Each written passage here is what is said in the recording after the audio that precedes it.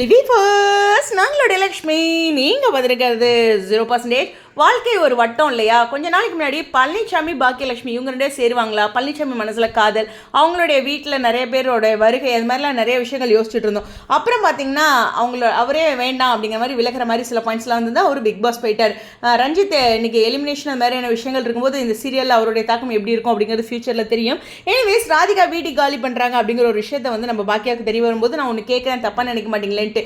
But வீடு காலி பண்ணுற மாதிரி அந்த வண்டியிலலாம் ஏற்றுற மாதிரியும் காலி வீட்டில் தான் உட்காந்துட்டு இருக்க மாதிரியும் ராதிகா இருப்பாங்க. நான் தான் சரியான முடிவுகளை எடுக்கிறதே இல்லையே, ரொம்ப வேலிடான ஒரு பாயிண்ட் ராதிகா சொன்னதுலேயே.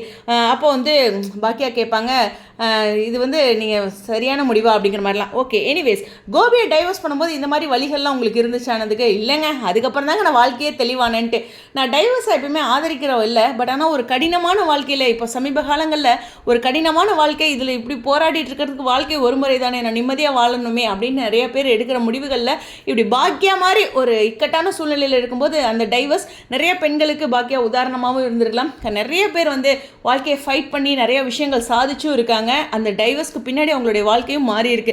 அந்த ஒரு விஷயத்தை தான் சொல்றாங்க. இவங்க வாழ்க்கையவே தொலைச்சிட்டேன் இந்த மேரேஜ்க்கு அப்புறம் அப்படின்னு ராதிகா சொல்றதும், இந்த டைவர்ஸ்க்கு அப்புறம் தான் வாழ்க்கையே கிடைச்சது அப்படிங்கிற ஒரு விஷயம் சொல்லும்போது கோபி ரெண்டு பேர்த்தோட வாழ்க்கையில என்ன பண்ணியிருக்காரு அப்படிங்கிறது தான் எனக்கு தெரிஞ்ச ஒரு விஷயம். இப்போ ஒண்ணுமே தெரியாம அந்த கோபி மாதிரி சில கேரக்டர்ஸ் என்ன பண்ணுவாங்க, அவங்க அம்மாவுடைய பின்னணியிலேயே இருந்து நல்லவராகவே வாழ்ந்துட்டு இருப்பாங்க அப்படிங்கிறதான் வீட்டோடைய பரிதாபங்களையும் வாங்கிக்குவாங்க. ரொம்ப ஒருத்தரை போட்டு நம்ம குறைய முடியாது. அவர் அடிக்கடி வந்து ஹார்ட்டை பிடிச்சிக்கிறாரு, ஏதாச்சும் ஒன்று கேட்டாலும் ரொம்ப போயிடுது. இதெல்லாம் வாழ்க்கையில் இருக்கும்போது என்னங்க பண்ணுறது ஒரு பெண்கள் அப்படிங்கிற ஒரு விஷயம் தான்.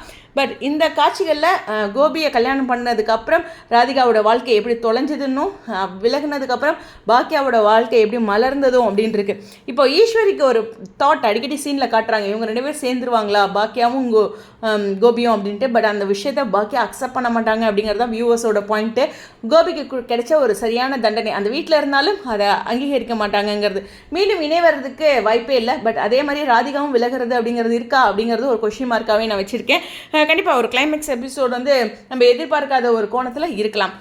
உங்களுடைய கருத்துக்கள். ரொம்ப நாள் கழிச்சு பாக்கியலட்சுமி நானுமே மிஸ் பண்ணாமல் பார்த்துட்ருக்கேங்க. ஏன்னா எனக்கு அந்த கோபி தேடி தேடி பாக்கியா கிட்ட போகிறதும், இந்த பாக்கியாவை தானே அவர் எவ்வளோ ஹர்ட் பண்ணியிருக்காரு, அந்த ஒரு கோணத்தில் நான் இப்போது சீன்ஸ் எல்லாம் ரொம்ப ரசிச்சுட்டு தான் இருக்கேன். பாக்கியாவை ஸ்ட்ராங்காக காட்டுறது எனக்கு ரொம்ப ஸ்ட்ராங்காக ஹாப்பியாக இருக்குது. உங்களுடைய கருத்துக்கள். ஸ்டேடியம்.